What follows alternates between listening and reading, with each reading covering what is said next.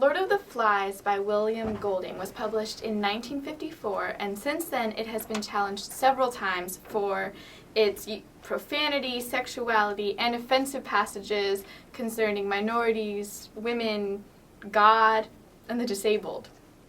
One critic even said that the book implies that man is little more than an animal. It was challenged in Florida in 1994 and also specifically in New York in 2000. So I'm going to read from this book now. Simon stayed where he was, a small brown image concealed by the leaves. Even if he shut his eyes, the sow's head still remained like an after-image. The half-shut eyes were dim with the infinite cynicism of adult life. They assured Simon that everything was a bad business. I know that.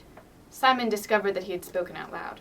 He opened his eyes quickly, and there was the head, grinning amusedly in the strange daylight, ignoring the flies, the spilled guts, even ignoring the indignity of being spiked on a stick. He looked away, licking his dry lips. A gift for the beast.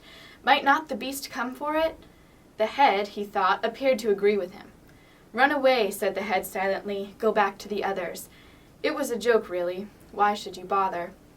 You were just wrong, that's all. A little headache, something you ate, perhaps. Go back, child, the head said silently. Simon looked up, feeling the weight of his wet hair, and gazed at the sky. Up there, for once, were clouds, great bulging towers that sprouted away over the island, gray and cream and copper-colored. The clouds were sitting on the land. They squeezed, produced moment by moment, this close, tormenting heat. Even the butterflies deserted the open space where the obscene thing grinned and dripped.